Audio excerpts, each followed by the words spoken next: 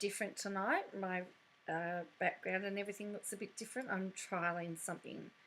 So thank you for joining me. I need to change this title, but I want to talk about a little bit about a couple of topics. I want to talk about why particularly Australian politicians feel the need at the moment to feel that they have to sue everybody. And I also want to talk about everybody's favourite YouTuber, Katie Joy, and how she deflects when she gets herself into trouble. Now, you'll see that I'm actually streaming on 5 platforms tonight. YouTube, Facebook, Twitter, Twitch. Is that 4 or 5? Yeah, so I'm actually streaming on quite a few. So you can actually watch me on a variety of different platforms. So hopefully somebody is there. Hello. And if you're not and you're going to be watching this on replay crew, welcome. I hope you are. And I've now joined Kick as well. So yes, there are many ways to watch me and find me. So yeah, hope this is going to work and this experiment is going to work really well. Now, I was looking at the federal court site today and there was a case that piqued my interest. So let me just pull this up for you right now. And we're going to go into the federal court file here, which is why I've got the thing that I want to talk about tonight. Now, I'm hoping, again, this is going to work. And that's an interesting background. That's not what I wanted. I wanted my sharing screen. Replace screen sharing.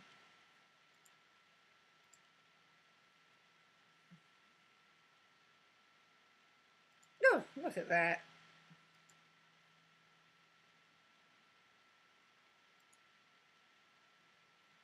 Aha, that's a presentation one. Okay, wow, this is cool. This is restream, share screen, add media source, share screen. Here we go, yay. We have got it. So, this is the public interest cases here.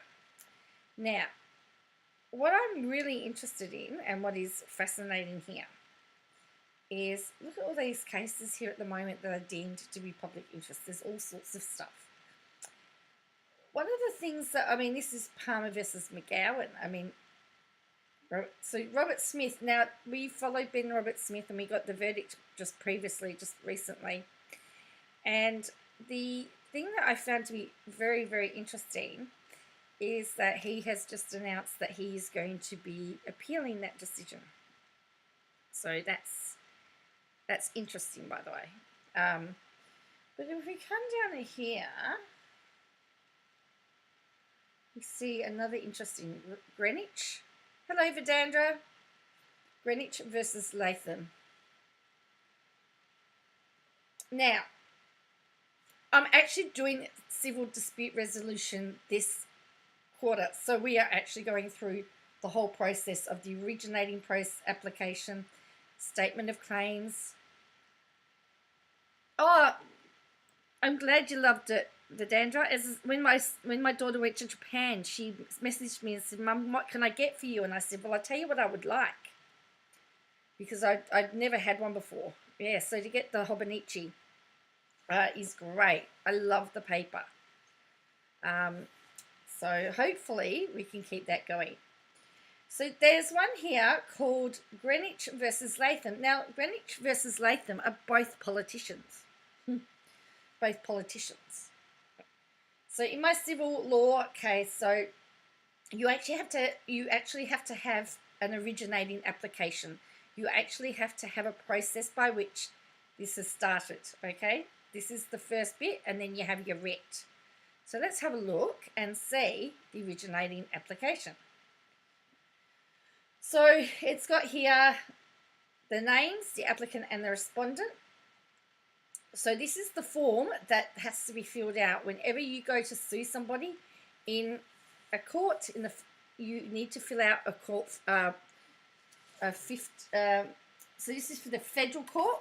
It's a form 15. In, for example, the Supreme Court of Victoria, where I live, it's a form 4B. So all the courts have their own. So this is a Federal Court of Australia form. So this is a form 15. Okay, so you can see that it's the Federal Court of Australia, and it's from the New South Wales Registry, and it's the General Division. So you got the applicant and the respondent. So to the respondent, the applicant seeks applies for the relief set out in this application. The court will hear this application or make orders for the conduct of the proceeding at the time and place stated below. If you and your lawyer do not attend, then the court may make orders in your absence. You must file a notice of address of service in the registry before attending court or taking any other steps in the proceeding. And then it's got here, and then it's being signed. And then it's saying what the relief that you want. High, short order, cook. I know, I couldn't sleep. I actually had a nap this afternoon, so I'm wide awake. Plus, I'm doing some study at the moment, so I thought I'd come on and have a look. Plus, I wanted to have a bit of a play of the new Restream layout. So it says, on the grounds stated in the statement of claim, filed contemporaneously with this originating application, the applicant seeks claims damages, including aggravated damages and injunction to permanently restrain the respondent either by himself or his servants or agents from further publishing matters complained and pleaded in the statement of claim. Costs, interest under the Federal Court Act and any other or such orders. Now this is where we're going to see that things are slightly different, particularly when you're suing, and this is a defamation case, by the way, compared to, for example, the states. So you actually have to state what you want straight away. Now, we go back. Now, unlike what we've seen in some of the cases, our statement of claims, you actually have to identify exactly what the issue is. Now, this is about a statement. Now, this is also going to be about Twitter.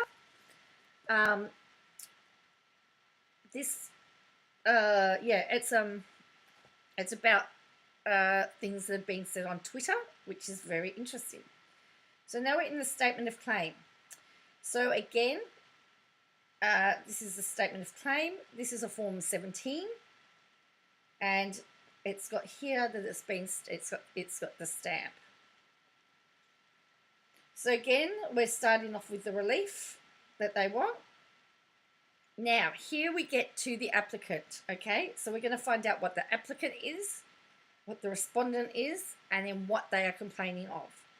So the applicant, Mr. Greenwich, is and was a well-known Australian politician who is openly homosexual, an independent elected member of the New South Wales Parliament for the electoral district of Sydney, who has held that position for 11 years. Is there a difference between federal and state? Which one is? Yeah, so this is the federal court.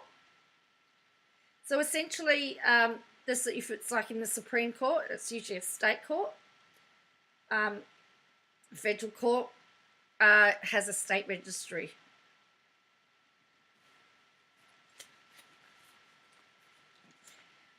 So, for example, I believe Linda Reynolds has sued under the Supreme Court of WA. So Linda Reynolds has sued Brittany Higgins and her partner for defamation in the Supreme Court of Western Australia, I believe. So you can do it. You can either do it in your state court, the Supreme Court, or you can do it in the federal court. Okay. So he's an advocate for his constituents in Sydney and others, including the lesbian, gay, bisexual, transgender, queer, questioning, intersex, asexual, the LGBTQIA+ community, families with children,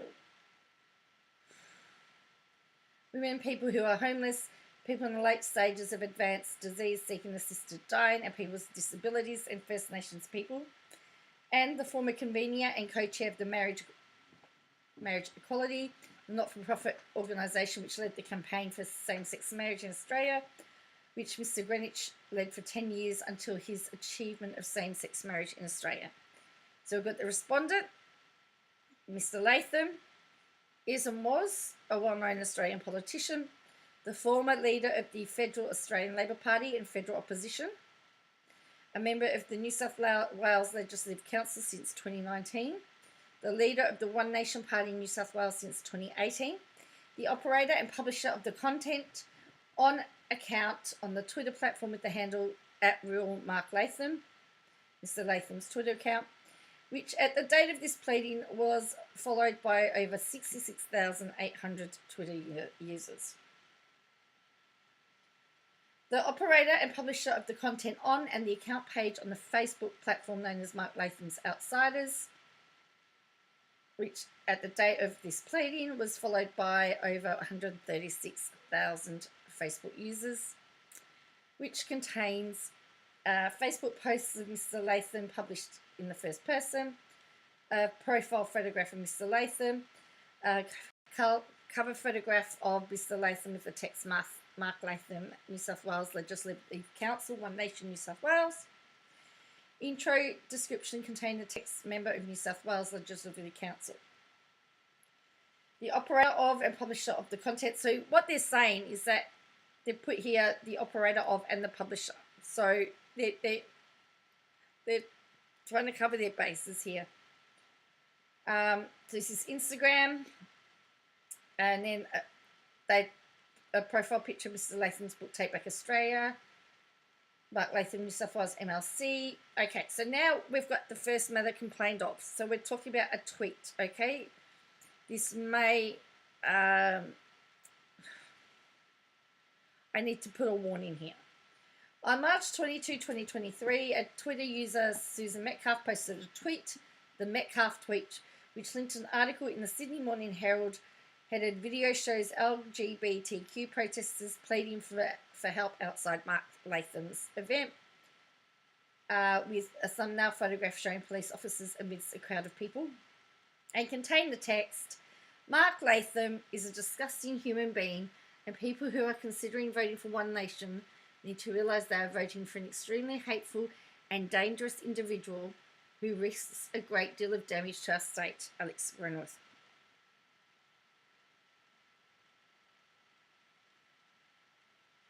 Hello, Will.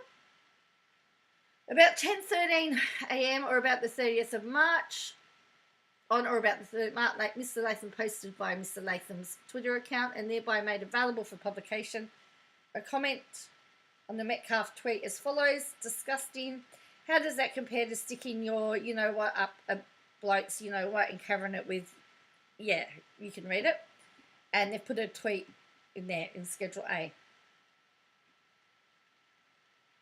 So now we've got the primary tweet was immediately accessible to his followers, about 66,700.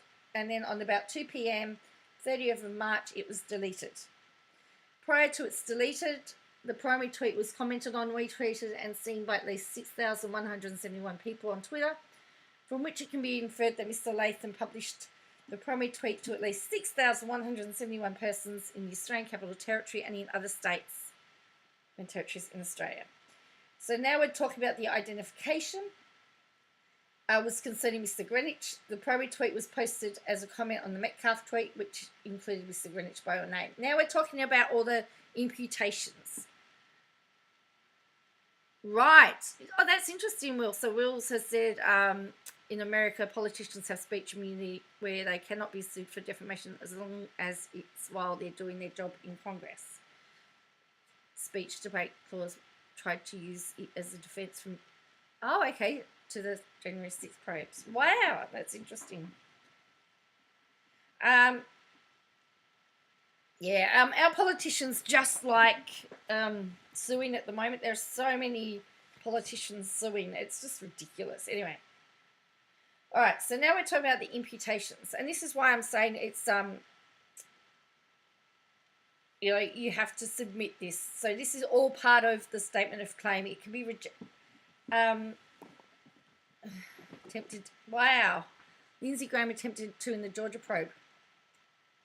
So in its ordinary natural and ordinary meaning, the primary tweet was defamatory of Mr. Greenwich and carried the following imputation, or imputations not different in substance. Mr. Greenwich engages in disgusting sexual activities. Now, I don't know whether that's what you got from that. I don't know. All right, but this is what they're saying is implied.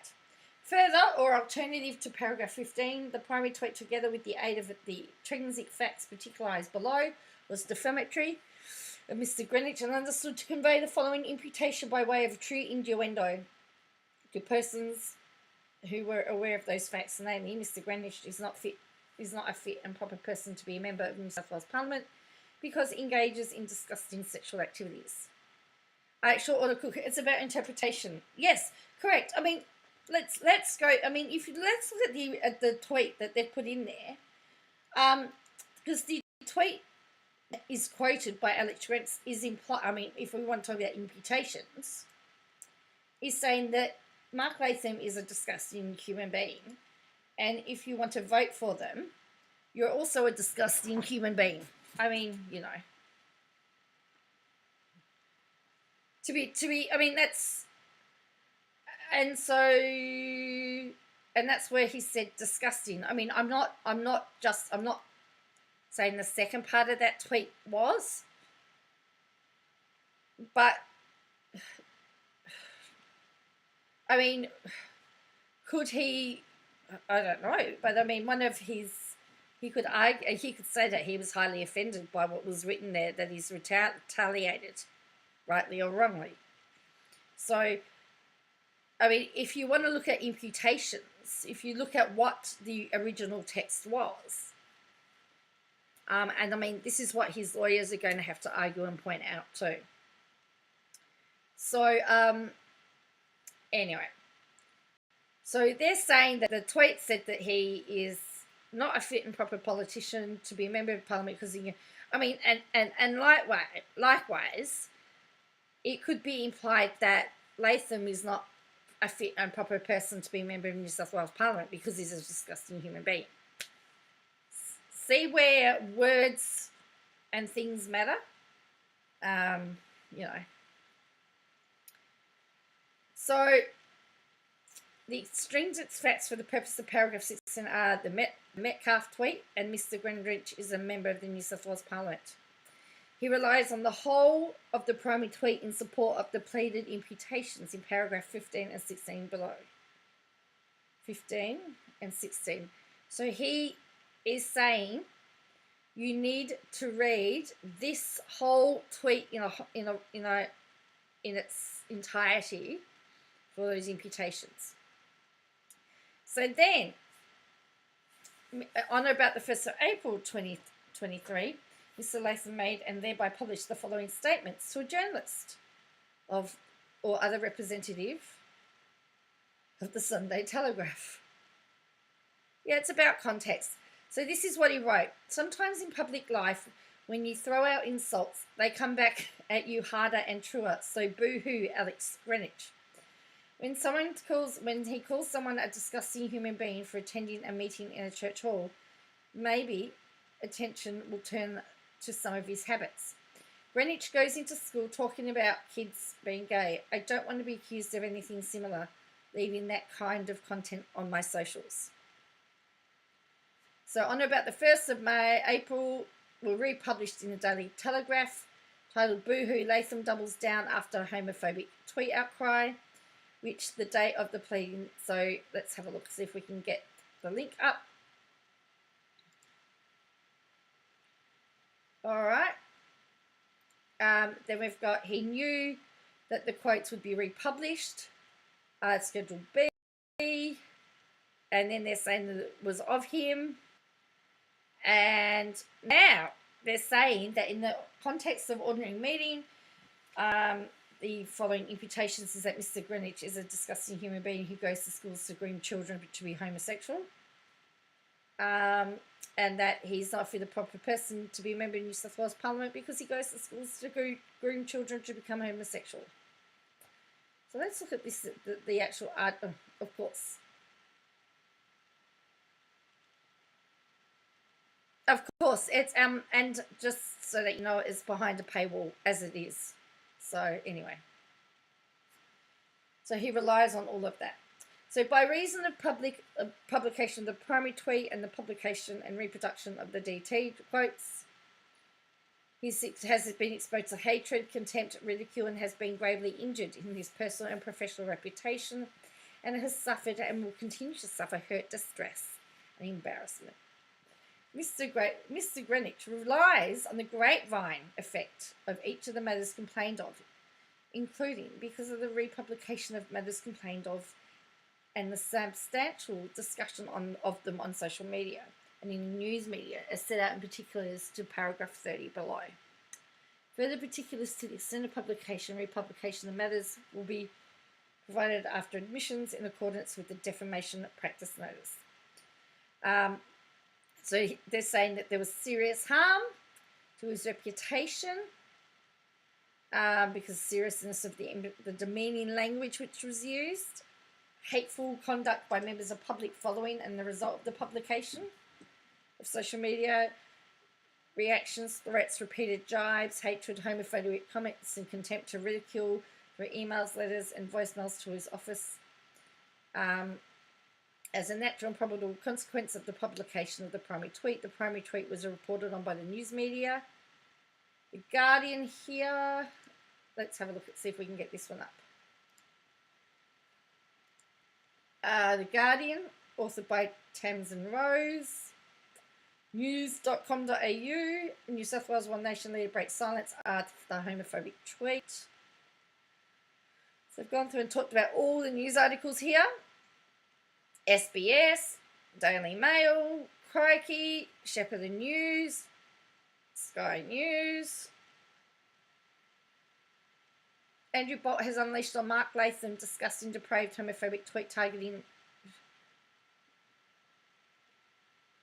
Do they do as? I don't know. Or is this? I don't know. Well, they're saying that there was, but I mean, they would have to show. They would need to show it in. Oh, here we go. The primary tweet brought the contents of primary tweet to the attention of us. Hateful comments were posted by Twitter users to the primary tweet and liked by Mark Latham, including Exactamundo, Gold, keep it up, Mark, as there are many people asleep at the wheel. I could not have said it any better, Mark. Well, to me, it's disgusting. I choose not to think about that part when thinking of my gay friends who, just like humans, have good and bad ones. And they've put the handles here. Touche. My first laugh out loud moment for today. Thanks, Mark. Tilted laughing crying emoji. Best comeback ever. About someone didn't hold back on what everyone really thinks about these grubs. Why does it need a label other than facts? Boom. There it is. I reckon it should be tweet of the week. Furthermore, as a consequence of the publication, threatening emails. So they said the communications may be inspected at the office of the solicitors. So they've put here all the email addresses.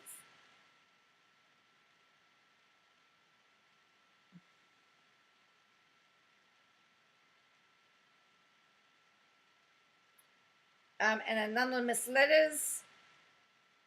I'm going to read them. You can read those.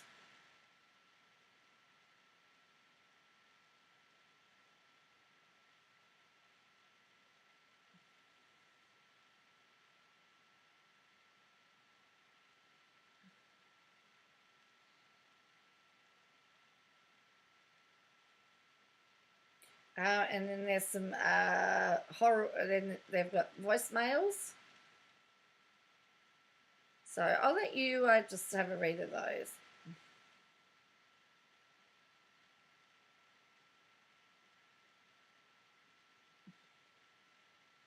Okay, Hugh Remington tweeted the primary tweet with the caption, "Extraordinary." This is One Nation New South Wales leader referring today to another elected politician who happens to be gay. The Remington tweet had received 1,008 replies, 870 retweets. Responses to the Remington tweet includes I see a normal man speaking his mind.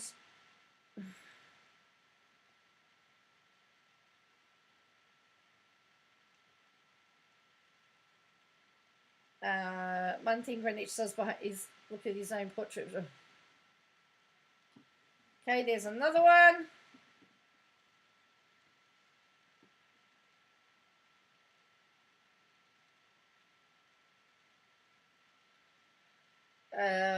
Yeah. So then, so they've got more here. So he published a tweet containing a word, the words "never apologise, never explain," and the responses to that.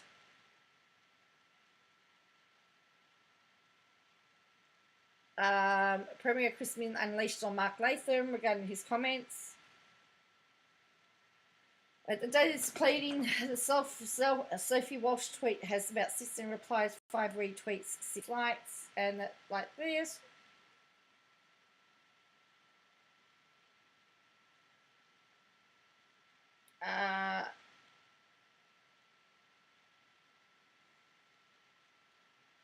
Okay, so on the 19th of April 2023, being more than 28 days before the date of this pleading, Mr. Grant, through his lawyers, gave a concerns notice to Mr. Latham in accordance with the Defamation Act 2005 and its counterparts in the other states and territories in relation to matter. So you actually have to send a concerns notice, which in for example, the US is a cease and desist. On the 17th of May, the solicitor for Mark Latham responded and declined a settlement, so declined, okay. Further, following the conduct of Mr. Latham, which is known to Mr. Greenwich, was improper, unjustifiable, lacking bona fides, and has increased the harm suffered to him as to warrant an award of aggravated damages. So they're saying that Mr. Latham's knowledge of the falsity of the imputations conveyed the matters complained of, and there was reckless indifference, that the conduct in presenting the matters complained of in a demeaning, homophobic, or over-sensationalised manner. The failure of Mr. Latham to apologise when called on to do so in the concerns notice, where the fact he sought to ignore or downplay the obvious. Okay, and then subsequent conduct about being promotes. That he encouraged the members.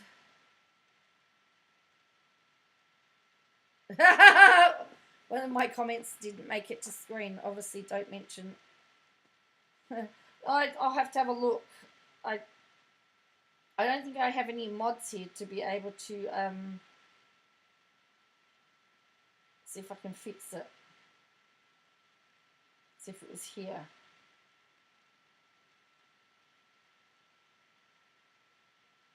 Oh, okay. So he's saying the fact. So this section he's saying that that downplaying the matters complained of on social media to news journalists and broadcasters. So it's just talking about Mr. Latham published a tweet to his Twitter account containing, "I'm only saying what normal people know to be truth. The elites deny this because they are caught up in some weird identity politics cult in which alphabet people are accorded automatic sainthood. Just look at the trans shooter in the US. As the data displayed, normal people tweet had 109,200 tweets. And then he gave an interview to Chris Smith. And we've got the transcript here.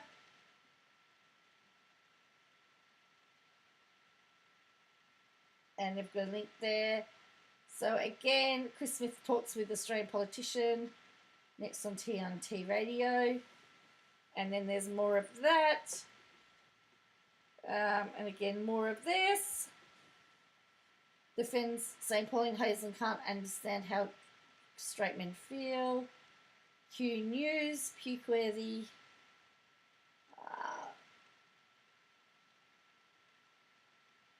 Mark Latham clears up facts about a recent controversy.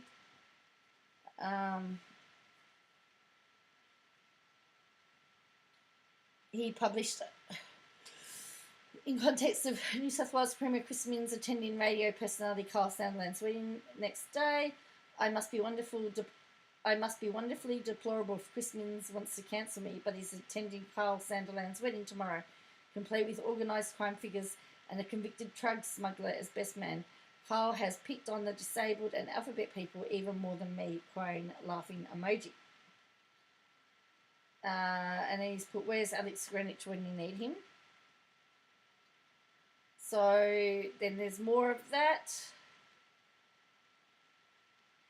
You can read, hopefully you can read all of this. I'm going up very slowly. New South Wales vows to work with Mark Latham despite homophobic slurs.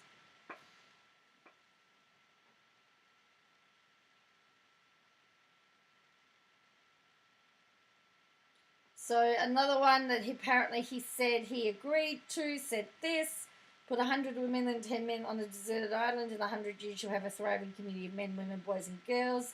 Now put 100 trans women and 10 men on a deserted island. In 100 years from now, you'll find the skeletons of 110 men. Follow me for more science. A response to that was, good to see you telling the truth and sticking to your guns, mate. More politicians should try it. He tweeted the can't win tweet. I can't win. Oops. I apologised here and now.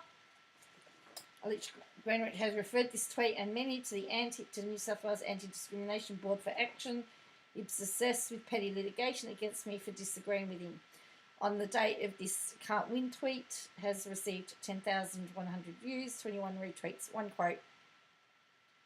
Ultimately, this is great Greenwich quote, disagreeing with an entitled European prince.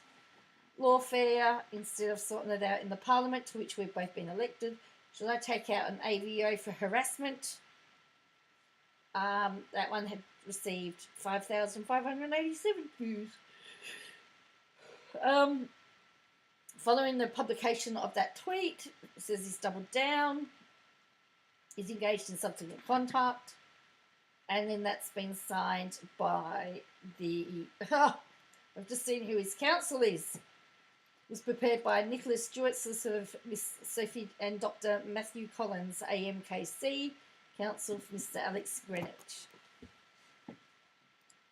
This is one of the top. Dr. Matthew Collins is one of the top defamation barristers in the country. If I was sued for defamation, if I ever was sued for defamation, this is the guy that you want on your side. Just saying. So again, this is the tweet in question. And then that's his response there. So they've put it here. There is the letter. That's the article there. Okay, they've put it all in here.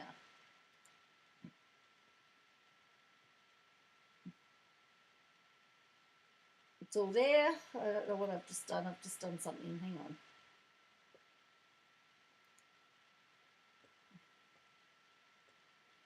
Mel Gibson's got something. What's going on with Mel Gibson? There is something with Mel Gibson at the moment, isn't there? I can't quite remember what it was about though. Hang on.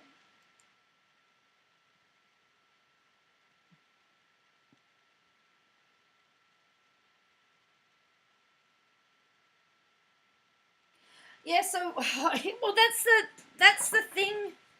Short order is that they're going to say that because there was comments and it was that they're going to say that because the tweets disagreed with it, that it was encouraging the dissension. So that's what they're going to say. I mean, like, I'm sort of in two minds because social media is a bit of a minefield. And I don't know how, like, I could, see, for me, I think the original tweet in question was actually inciting. It has many imputations in it myself. That's my opinion. All right? I'm not saying, oh, it's done it again. I'm not saying that, Latham was right. But what I'm saying is I can see why. You could argue that original tweet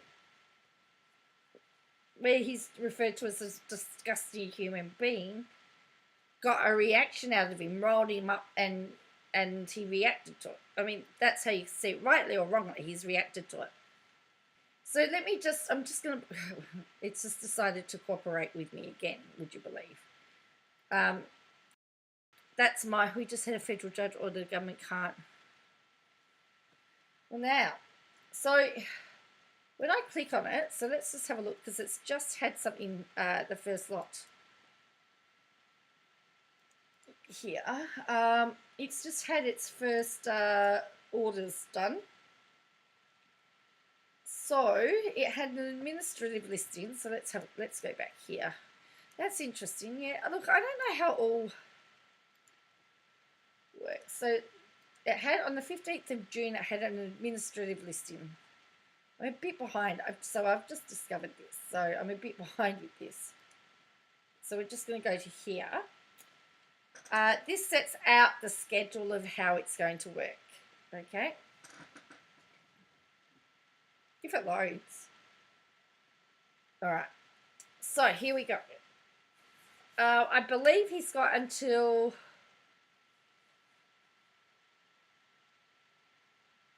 Well, and that's the other thing, Shorter Cook, is it real people or is it just trolls? And the other thing I would like to know, my other question is, what was the amount of hate, like in inverted commas, or negative correspondence was he getting before the tweets? Because politicians at various times can get negative stuff depending on what's going on in their electorate. So I'd like to know, like, if he was getting stuff already. Yeah. It was 2 days, our department just had to get in the wow. So this has said that they've not updated the claim. Respond to any for further better particulars. So the respondent file and serve any defence. So on the 28th of July, there will be a defence filed. On the 11th of August, the applicant makes any requests for further better particulars. 25th, the respondent respond to anything. By the 8th of September, the applicant file any reply. So there's a defence that's going to be filed by the end of July. And then by September, they've got their file. And then it's listed for case management on the 25th of September. So, yeah, I'm a little bit... So, yeah, I'm a little bit in two minds about this. I do think that this could this have been settled, like Mark Latham had said, in Parliament or away from court. It just seems to be that politicians are just wanting to sort everything out in court at the moment. And is it any wonder that normal people, and even our criminal court system, our criminals are having huge delays because we've got politicians filling up the court. So just my 2 cents worth. But we're going to get to something a little bit more. I don't know whether it's lighthearted, but we're going to get on to Katie Joy in a minute. But I don't know how... I just find the whole thing to be really bizarre, that's all. I just find the whole thing bizarre. That...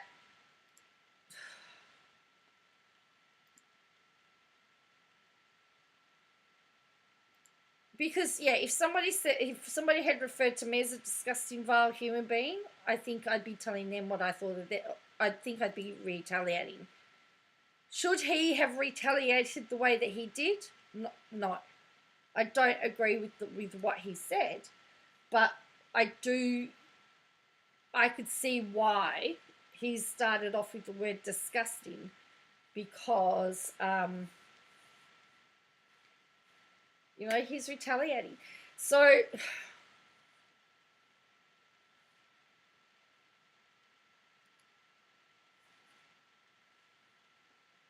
that's really what's, you know, So we'll have to keep following this. I want to see where this goes. As I said,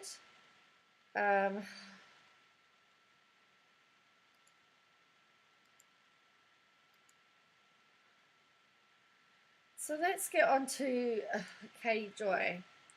So I've got to retitle this. All right, so we're at 40 minutes and 40 minutes 30. I'm going to timestamp this too, by the way. You retaliate well, Joe. I never forgot how you rolled off that 12 by making jokes instead of Ben. Thank you, Short Order Cook. Yeah. Look, I usually do make jokes. I mean, people try to rile me up by talking about how bad my football team is, and I usually just agree with them and go, yeah, you're right. It is pretty bad. Next, let's move on, because it's easier to make jokes. But, you know,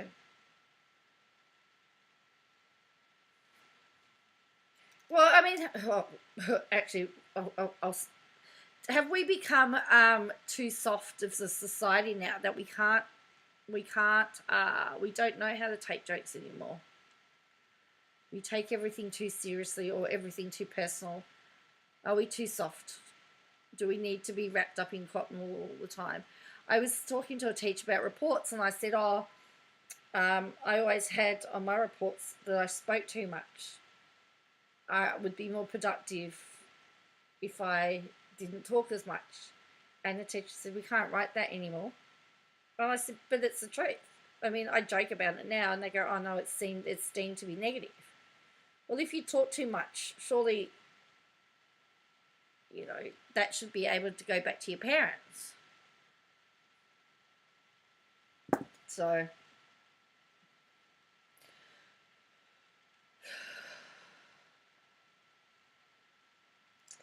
all right.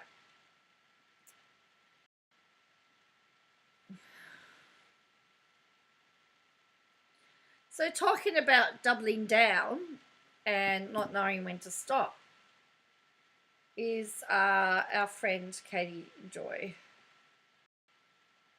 Make attack ads. Wow. Whenever she gets into trouble, she pulls out her son, and I've been really arguing with myself today about whether to even talk about it. But you can't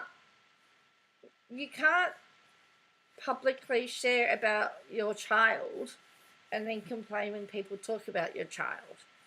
So I've been really agonizing over this today, over whether to even discuss it, because I was really concerned about it. But she says here, this is a personal post. All right? A personal post. My son is my world. I wake up every day and I'm grateful for the job I have. 5 years ago, our lives were at its lowest we've ever been. And have you noticed, though, we very rarely hear about the things that's happening in his life now. We always hear about 5 years ago, or how bad things are for him. We don't hear that, although I think she did talk about the fact that he can read and write, although people have debunked it and shown that he could walk from 18 months anyway. We were not prepared for his health to deteriorate at once. 5 years ago, my poor son had gone through 3 brain surgeries and open heart surgery in the span of 9 months. We were not prepared for his health to deteriorate at once. We knew he would need certain surgeries, but did not anticipate it would happen in some of his dinos. Yeah, didn't he get a new iPad the other day? And we saw photos of his iPad. I mean, that's just flexing muscles to say, hey, we can afford a new iPad. Hey, I can barely afford my rent at the moment. You know, well, whoopee-doo. Great, he's got a new iPad. During this time, I quit my corporate job. We were a single income and scraping after building a new home. We poured all of our energy into our son and his house. We lost families. We lost friends, became isolated, and lost family.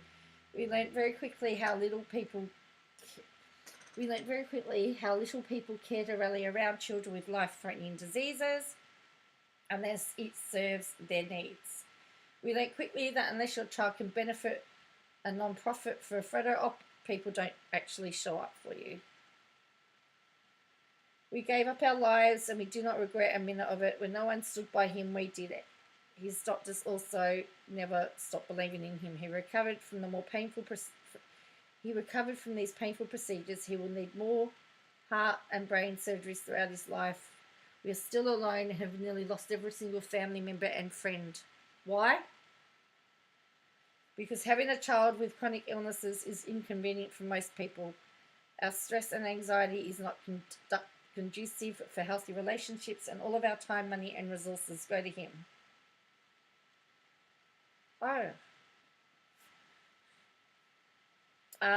So the next time one of these a-hole creators come for me and call me names, I'm not going to come for them, because I know that this job has given our family the freedom we need to support our son, pay for his durable medical equipment, therapy, nursing, and to save for his future. We don't spend lavishly. All of our money goes to him. We don't ask for help for anyone. We don't have family that helps. We don't have friends that care. We only have us. If me working to support my son is offensive to you, kiss off. Well, you are dragging me over pettiness. I'm dealing with real life.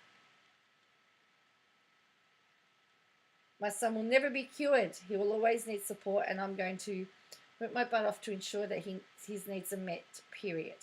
There you go. Period. Well, I didn't know.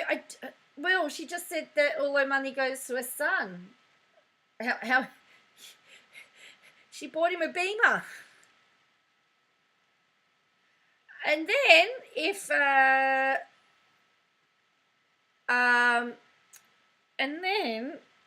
if the child doesn't get the sympathy, we've now gone from her grandfather, who was an amazing man, to him being a P that had multiple young girls. And she said, my family hid his deplorable behaviour from me and exposed me to him in my entire childhood. When I told my extended family about his behaviour, they all called me a liar. So here's my question. So she's saying when she told her extended family about his behaviour, they all called her a liar. But then she said that her family had exposed his behaviour. What if it wasn't found out till after she was an adult? How can you then say that they exposed you to that if they didn't know about it? I haven't spoken to anyone in my family for almost a year. I'm putting this out there because I don't give, you know what, about protecting P's. I won't be made out to be a crazy liar because the truth offends my cousins, siblings, or uncles and aunts. My peace and my safety and my son's safety is more important than being part of a dysfunctional family stuck in the pattern of generational abuse and trauma. But if her grandfather's dead, that's not going to harm her son. So what I can't work out is if she found out about the allegations or whatever about her grandfather when she was an adult or when she was a child. Because she talked about the fact that I'm not going to feel bad about standing up for my 5-year-old self that was forced to spend 3 weeks staying at my grandparents' home. My parents travelled all over Europe. They knew he was a P and they left me with him. I'm going to stand up for the 5-year-old me, period. So here's the thing. So she's saying here she told her extended family here, but then saying that they knew about it when she was 5 years old. Can both statements be correct? Sure, Order Cook says no one can work that out, True. Look, some of this stuff I've been trying to work out. Maybe I've just got to try and stop thinking. Maybe I need to stop trying to work it out. Maybe I just got to, because either they knew or they didn't know. And if they didn't know, then leaving her for 3 weeks with him And if she was left for 3 weeks and they didn't know, you can't blame them because nobody knew.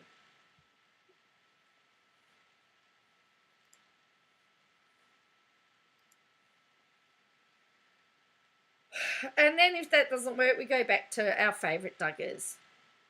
Now, here we are. Now we've gone further about the son. Some of you have asked about my son's heart surgery. V was born with a congenital heart disease. His heart developed abnormally, which caused several issues. We did not learn about the issues until he was born. He was diagnosed with pulmonary hypertension and 2 small holes in his heart before his wee hole. I had one of my cousins born with a hole in her heart, and they just patched it up. But hey, I could be wrong. But they can repair the holes. Both holes in the heart closed on their own. Oh, he didn't need surgery. That's interesting. He also had an open PDA valve for a period after birth. Well, that's the thing, short order cook. I don't know when it was found out.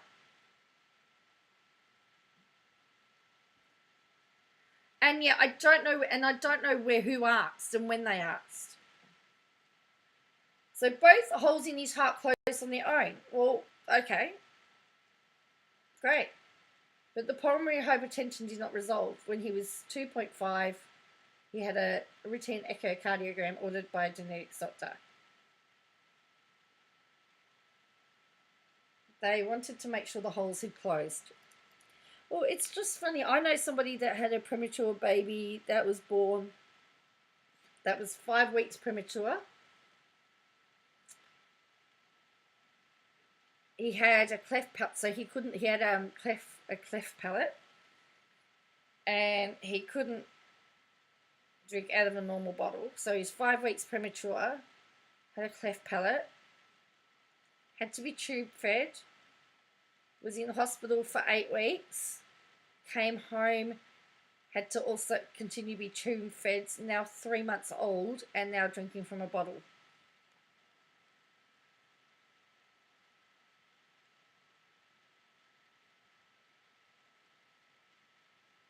But again, I don't know how long. Anyway, so that was when our life was flipped upside down. While the holes had closed, the mitral valve was stiff and calcified. He was diagnosed with moderate mitral valve stenosis, which causes pulmonary hypertension. His diagnosis was rare and one of the rarest forms of CHD. Due to his age, our cardiologist wanted him to grow as big as possible for surgery. With a child with a heart disease knows that life pre-surgery is not easy. We had to push him to the point that he heart entered failure. What? We had to push him to the point that he heart entered failure. That's what it says. I'm just reading. I'm just reading. Please don't correct me. I'm reading. I've read it twice. That's what it says. It's not the same as heart failure at end of life, but rather the valve was so damaged the heart could not perfuse blood to his body. What? He developed pulmonary hypertension and gained 12 pounds from fluid as a result. Prior to surgery, he couldn't walk up a flight of stairs without losing his breath. Lots of fluid on his lungs, and they had him on high doses of Lasix. One surgery came 2 months before his 6th birthday, but his cardiologist was super hopeful his valve would be repaired without having to replace it. His surgery went perfect considering everything. The surgeon had determined that when his heart developed, a tiny papillary muscle that controlled the mitral valve formed abnormality and were not the same size. He scraped out the scar tissue, repaired the valve, and the muscles and everything worked well. Repair is expected to last until he's out of puberty. A second surgery is expected in his late 10 years. There is no cure. Oh, hang on a minute. If they've repaired it, if you repair something, doesn't it mean it's fixed? Our cardiologist is the most amazing human on the planet, and we are grateful for his care and guidance.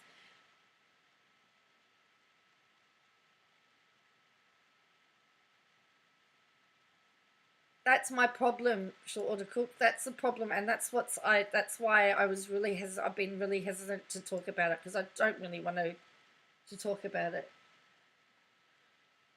So now, of course, somebody's, I don't know, if you ever need to leave a comment like this on my page, you'll be blocked. All the people that cry I've blocked them are blocked for a reason. It's because I know they are trolling. Many are blocked for acting like this. Sharing my son's story is not for sympathy. Well, what's it for? I never speak about him. I wanted to be open and speak truthfully about my life. I get to decide when and what I share. I'm not unhinged or psycho. Though I suspect that this woman is suffering from narcissistic personality disorder and psychopathy. She's projecting. You tell me. Well, it does sound like the cure will be surgery in his teens. Well, I mean, what's she going to do if, when he's in his teen years, they go, oh, well, he doesn't need any more surgery? As I said, she says she will decide when she talks about her son, but then she can't complain now that she's put her son out there again that people talk about her. She gets to decide what and when she shares, she says.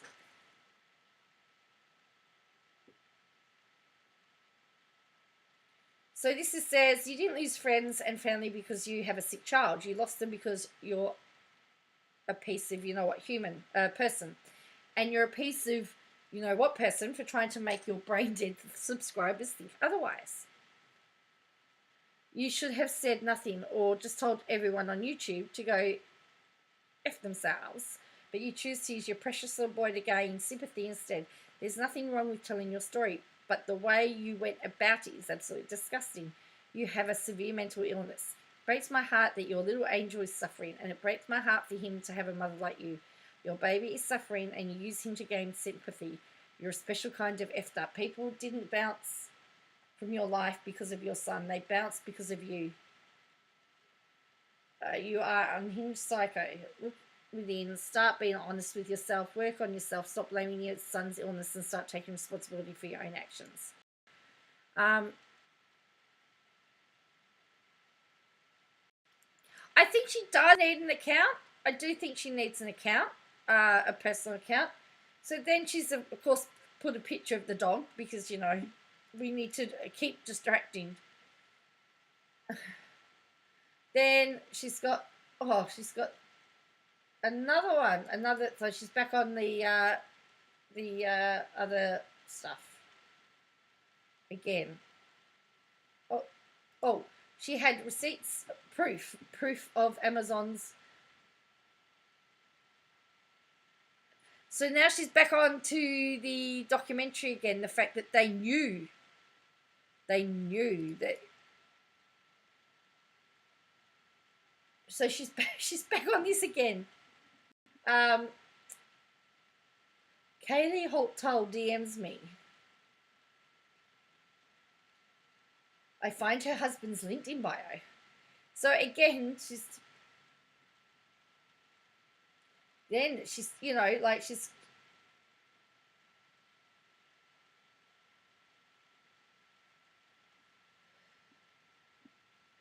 she left the project in March, allegedly.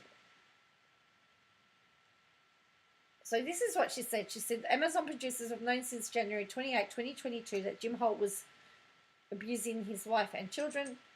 So December 2021, Kaylee Holt DMs me. During our conversation, I asked her about a tip that I received about her husband essaying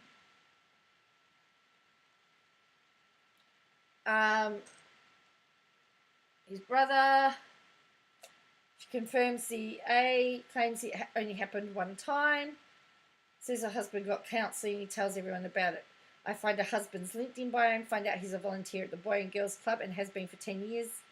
Her husband deletes his social media. Jim and Bobby confirmed to me over the phone they knew about husband's SA. No one reported the abuse to the police. Kaylee and husband have 4 kids at this point, and she claims she's not worried about the husband because he was a curious teen. January 28, 2022, I speak to Olivia Chris and let her know about a court order against Jim Holt, prohibiting contact with his granddaughter, and revealed daughter Kaylee confirmed Jim Holt's I provide a screenshot of the court order, of course, because a screenshot's like a proper document, right? I also let her know that Kaylee confirmed her husband SA'd his brother and gets licensed therapy. Jim turns Amy and Deanna against me. Amy goes on a social media tirade against causing me being a liar. Jim Holt told her I lied because I told her about the A as well. March 2022, I leave the project. Producers are going another direction. I want nothing to do with the series at this point. April 15, 2023, Springfield Police receive a call regarding DV related to the Holts. Police open an investigation.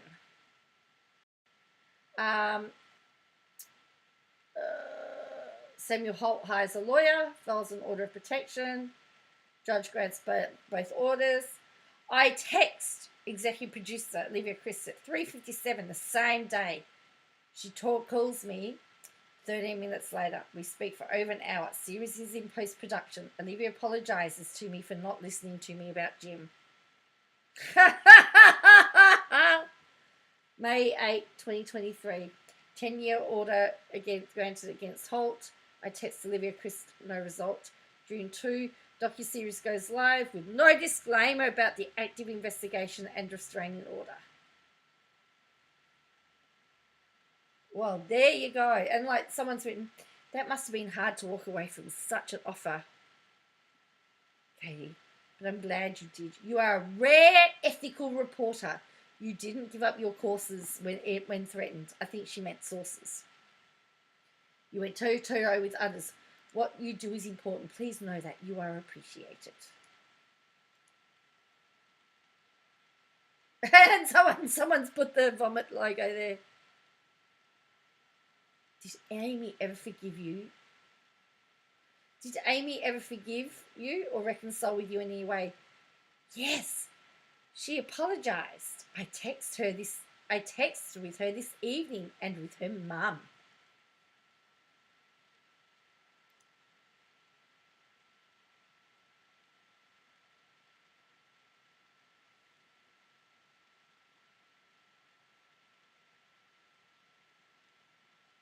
You're like a modern day Nancy Drew.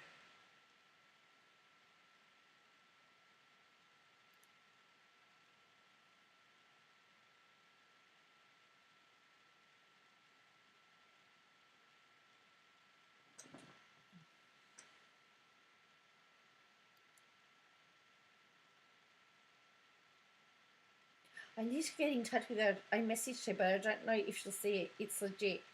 So someone's got a tip for her. So there you go. All right, so let's have a look. Just going to scroll up here. The question of treason has come up in recent weeks. Money laundering, tax scammers, tax avoidance, and deliberate and malicious attacks against Australian citizens through budget.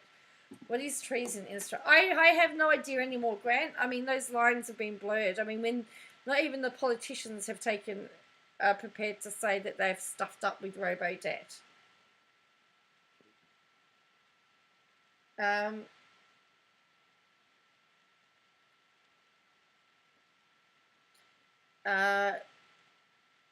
She has all those rights, but we have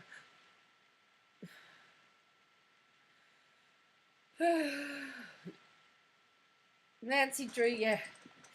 So she said, the full extended trailer of an upcoming docu-film about the survivors of Bill Gothard and the IBLP, without a crystal ball, is not involved in this film and not affiliated in any way with the production. Filmmakers are seeking to remain fully independent and are taking a trauma-informed focus to give survivors the safety to share their stories without the interference from networks or streaming platforms. The result is a raw and heartbreaking look at the lives of the women that Bill Gothard essayed, groomed and harassed. You should put allegedly, because has he ever been convicted? After speaking to the film director, Sean Diamond, I got a full grasp of the scope and the philosophy of this film. There is so much in the media about the perpetrators of crime, and we rarely ever hear the point of view from the victims. The film will dive into all aspects of their lives, of the brave women that sued Bill Gothard, in the aftermath of learning to tell the truth and understand the full gravity of the abuse they endured at the hands of the religious leader. These women that were denied proper education, about sex, and many lacked the understanding of what Bill Gothard did for them, to them. Unpacking the trauma and the abuse has not been easy for any of the women featured. This film will dive into the culture of the IBLP where victims are not believed, families are split apart. But he wasn't in the, NASA wasn't in the IBLP. What's he got to do with it?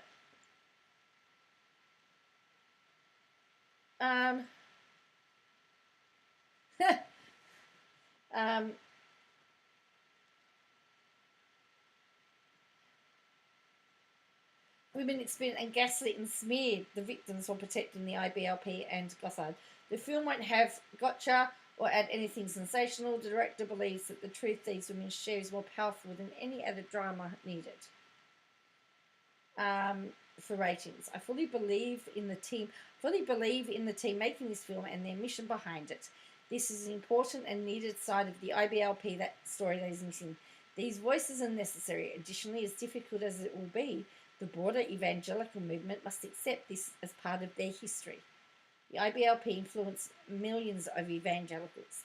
SA has long not been considered serious or important, a failure that must be acknowledged. Sharing with permission. From who? That's what. Who gave her permission? See what this is about. Hopefully you can hear it. I think I need to put the external here, I think. Have a kind of fragmentation in their ability to think. It's made me feel like I'm not whole, and I'm sick and queasy.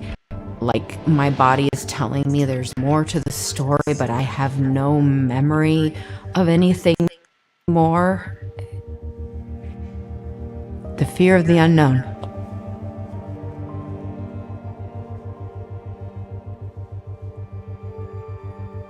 And I don't know how much unknown is in me. The memories may be fragmented, but will you believe your body? I had all these triggers and things I didn't know what to deal with, and I was crying all the time, and I decided I am not okay. This is a cathartic moment for all of us to confront these stories. I've spent decades in therapy to undo the blame that was put on me for the abuse. Even though I was 9 years old. Religion destroyed my life, literally destroyed my life. I can't have anything to do with my family because of the abuse that is still happening. Gothard permeated our entire family. We knew it would be a risk to speak out and to share our experiences about Gothard, but I don't think we ever fathomed how vulnerable it would make us. The gaslighting, the insults. No matter how hard I speak the truth, no one believes. Cost to the survivors is deep institutional and community betrayal. These horrific stories must be counted as part of this is what evangelicalism is. This is what evangelicals have done. It makes me so, I go back and forth between extremely sad and extremely angry. I'm like, why? How hard is it? How hard is it to say this is true? These things happened. They were wrong. The things that have brought us shame, powerlessness, a sense of betrayal, there are no quick cures. There are no magic bullets. Say something that you need to believe about yourself, and if you say it, this whole group is going to repeat it. I'm not responsible for the sins of others. I am not responsible for the sins of others.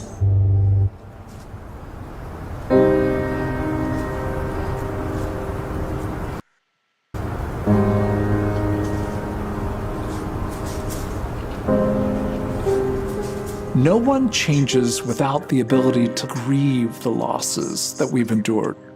Process starts with being able to accurately name what was done to you, to put words to it, reorienting yourself to truth. He would like pull me back into that closet, the same stuff he'd been doing for years. So, And how old were you at this is the extended trailer of the what is it? Of the new one. Didn't she, I think somebody contacted the director, and the director said, because she was saying that she was doing some untruths or something, it was something she was doing, and they were sort of saying, no, that's not us. That's not from us. So anyway, so as the Order Cook pointed out earlier, that whenever she gets into trouble, or particularly being sued, she pulls out these.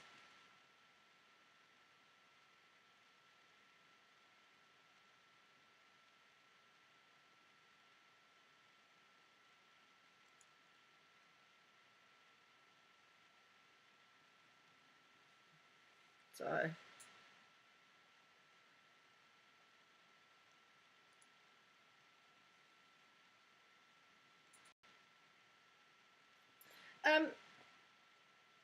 yeah, so I think on that note, that's about all I'm going to say, because I don't really want to talk about her son. As I said, although it's pretty hard when she puts him out there, and then because what she'll do is her next thing will be the fact that everyone's complaining, everyone's talking about him. But as I said, you put yourself out there, you put your children out there, you put your family out there, and what do you expect? You know, you can't.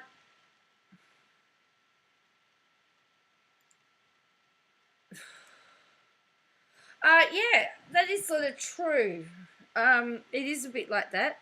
Don't forget, she's got the court date in August coming up with 7M. But I did read something that she said that she only had one court case, and that was never going to go to trial. So I don't know. So just before I go, so I was talking about Ben Robert Smith earlier. Now he is actually going to appeal his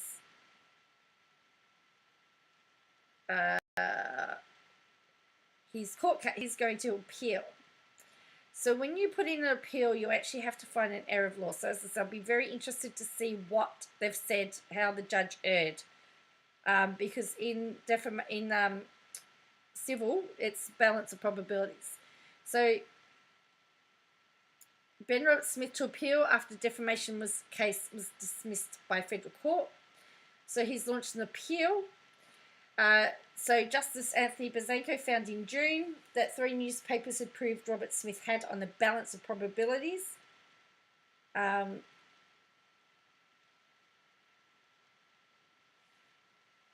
proven that he had aimed unarmed civilians while serving in the Australian military in Afghanistan. He found Robert Smith, a recipient of the Victoria Cross and Australia's most decorated living soldier, was complicit in 4 M's and was not an honest and reliable witness who had motives to lie to the court. The Age, the Sydney Morning Herald, the Canberra Times published a series of reports in 2018 that alleged that Robert Smith was involved in those crimes, including kicking a handcuffed man off a cliff, ordering subordinates to kill prisoners, placing weapons on bodies of armed people in order to fake combat deaths. He sued for defamation, and it was a year-long trial, and it was handed down in June. So he filed his appeal on Tuesday, 2 days before the deadline. His appeal will be heard before the full bench of the federal court on a date to be fixed. It is likely to be next year before the appeal's heard. He was awarded Victoria Cross for his actions in battle in southern Afghanistan in 2010. There's talk that if it held, they may take off his, he may have to give up his Victoria Cross. He was also appointed chair of the Australia Day Council and recognised as Father of the Year. In 2018, so he sued the newspapers, saying the courts that the stories betrayed him as a criminal who broke the moral and legal rules of military engagement and disgraced his country and military. And the newspapers defended the reporting as true. There was 100 days of evidence over a year, including extraordinary testimony of M's committed by Australian soldiers and of a spiteful and factionalised SAS regime, deeply riven by internecine fighting over decorations and medals, on some evidence to a warrior cult. 3 SAS soldiers accused of M on separate missions refused in court to answer questions about what they did in Afghanistan, objecting on the grounds that any truthful answer they gave would be self-incriminatory. So there's some pretty damning and horrible stuff. They referred to them as persons, so it was also a very interesting case because all the witnesses, many of the witnesses had anonymity. So it said person 11.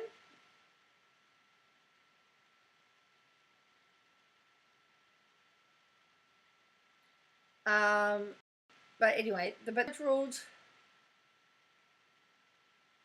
There was also claims they committed DV on a woman, but they weren't proven to be. They were not found to be proven to the civil standard of balance of probability. That the judge ruled that they could be defended as contextually true, and that they caused no further harm to his reputation because of the other allegations. So he still maintains his innocence. No criminal charges have been laid, but he remains under the active investigation by the federal government's Office of the Special Investigator to investigate war crimes in Afghanistan. So again, even if he was to win this court case, let's just say, he'd still have to face stuff over the other investigation. So that's a lot of what is happening here.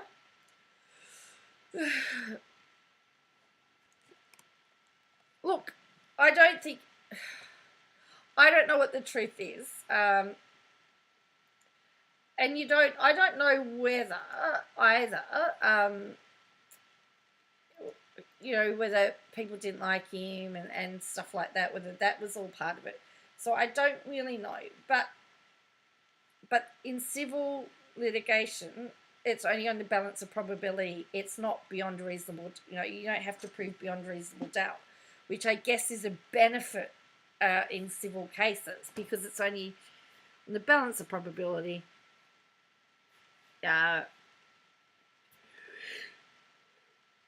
Could it have happened?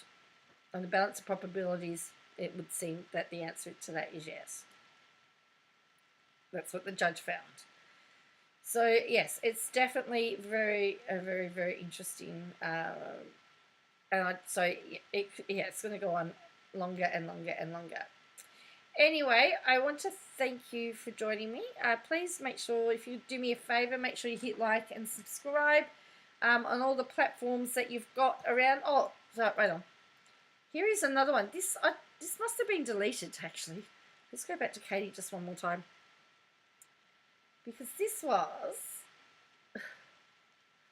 this didn't make it onto, this wasn't on her Instagram, but it must have been on, so either she's removed it. I'll definitely keep an eye on the case. I know I've lost it. There was the one where she put the peach over her son's, oh yeah, here it is. Yeah. Oh, it's definitely one to keep an eye on.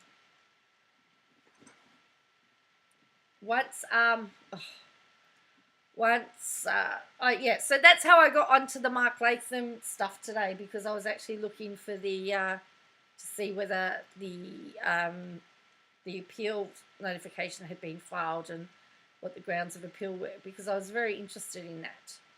Oh yes, here we go. It would be to ask how much they knew about the faith. Yeah. All right. So this was on her community post. That's right. This was community post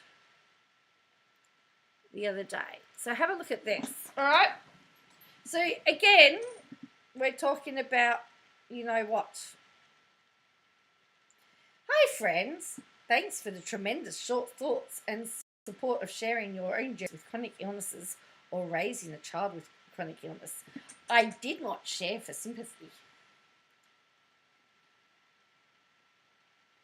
I wanted people to know a personal side about me that matters in my life. My son is literally the reason that I breathe, and I love everything about him. We have lost a lot of people, and that's been super hard. But that's not his fault. It's their fault for not. What? Hang on. Why is she saying that it's not her son's fault? Of course it's not her son's fault. What? Who would think it was their son's fault?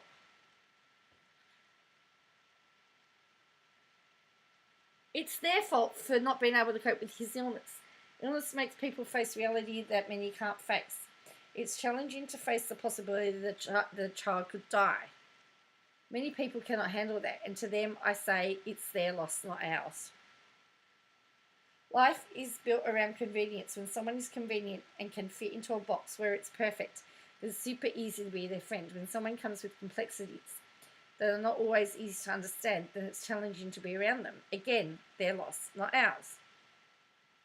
My son has legitimately beat death multiple times. Doctors gave us a grim prognosis at 3 months old. We had no clue what to expect. Despite all the fears of the doctors, my son kicked their expectations right to the booty. Does that contradict her last lot of stuff that she said?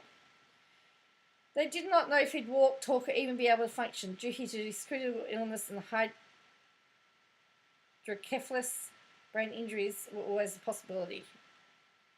But my son didn't care what they thought. He learnt to walk at 18 months.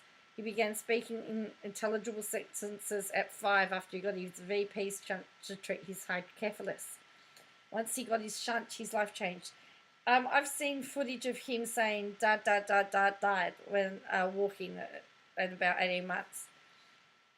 He's verbal, and his past year he learnt to read. He was 9 years old when he finally learnt to read sentences. He's learning to write, and he's doing the same math as his class. Didn't he order $1,000 worth of games? He had to have some knowledge of words and stuff to know what he was doing, by the way. He has special friends at school which volunteer to help him learn social skills. He learnt how to ask questions and make friends this year. He even had a friend at school that came to play here a few weeks ago. Well, that would have been an experience. He does not have a genetic condition. His issues are related to how his midline formed during the very early stages of pregnancy. Doctors have assured us that what has occurred is a medical anomaly, and nothing that I did or didn't do caused this to happen. There are no kids that they can compare him to because he's considered a medical zebra, which simply means he doesn't fall under a single category, and there are no other cases like him in the world. Isn't this such a different story, though? The midline led to numerous issues in his brain development, cardiac health, and central nervous autonomic system. He's got a zillion diagnoses. What? A zillion? He's considered a complex neurological patient at his hospital. I love being his mum because he's seriously the sweetest kid. He loves animals, stuffed animals, and other people. How can he like other people when he doesn't see other people? She literally said that they're on their own. So you can't, how do you know if he likes people if he doesn't get exposed to people? Anyway, his special interests are dinosaurs. He's loved them since he's been about 2. He's also diagnosed with autism. Autism is what we call his superpower and gives him amazing memory with dinosaurs and knowing animal species. Early on there was confusion about all his diagnoses. What? And doctors disagreed about whether hydrocephalus was actually caused the autism-like traits or whether he was really autistic. My nephew has hydrocephalus and has a shunt in his brain. They knew that he had that before he was born. They knew before he was born he was going to need to have a shunt in his brain. They usually diagnosed it inside, on the inside.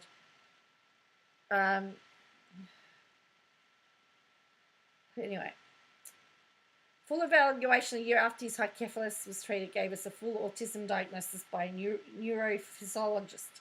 At school, he gets lots of special help and therapy for autism. He's learning so much. Long story short, I get to tell people as much or as little about him as I want. I do not show his picture, and I do not have a channel dedicated to him. He's my life, and I'm very proud of him. He's made me a better human. I've learnt so much about strength through him. No matter what he faces physically and medically, he never complains, and that literally blows my mind. He's so laid back about all of that. Finally, he will have a feeding tube for his life, and that's another factor most don't understand. But he accepts it, and he needs it. Now that I'm working full-time, my husband switches roles with me and manages all his appointments. So weird for me, but it's good for my husband and son to have this time together. I was his primary carer until he was 8. Thanks for seeing us for who we are and accepting us. We have found a big family in the support and community here on the channel that gives us more purpose than you know. So thank you all for giving us a sense of normal in an unusual world we live in. Very decided unicorns are my favourite animal, Katie Joy. Yeah, and she's also put in that, you know, again, she's, look,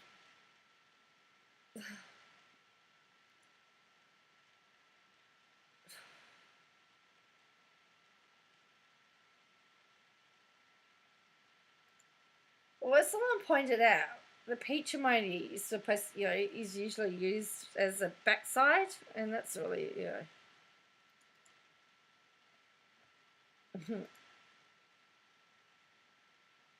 You're right, Will. He doesn't know of any other life. I mean, you've seen my nephew. You've spoken to my nephew. He's got hydrocephalus and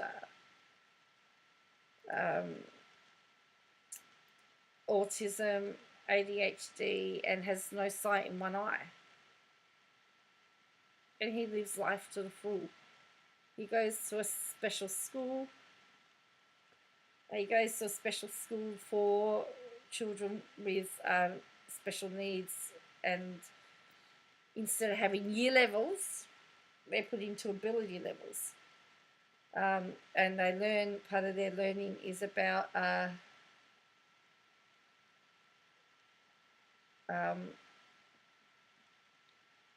making a decision to they're learning how to buy food from a shop, how to navigate public transport, and all the stuff they're going to have to learn in the real world. So, yeah. So anyway, life is just what you make it, I guess, but you do whatever you can. Anyway, I need to go. It is now, what's the time now? Oh, 1:23. way past my bedtime.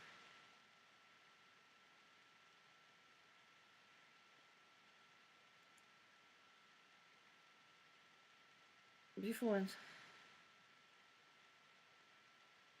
Yeah, navigating life. It's about navigating life and being able to live life in the best that you can.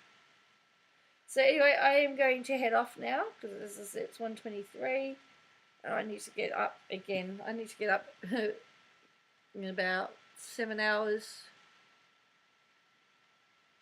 I will become an Aussie pumpkin. Yeah, I'm wide awake. So I'm doing civil procedure and dispute. And for those of you that have been following, I still haven't come to a conclusion about my uni fees. So for those of you that don't know, I hit my max on my HEX fees and they didn't tell me. And now I have a nice little debt that I have to try and work out how to pay. But it only happened when the government increased the interest charges. I got done all the interest. Anyway, I hope you all have a good day, night, whatever. Please, but please make sure you hit like, subscribe. Make sure you follow on the various channels. So there's Facebook, Twitch, Kick, Twitter, YouTube. Five. I'm on 5 platforms now. So I will speak to you again soon. Watch this space for some cool stuff that's coming out.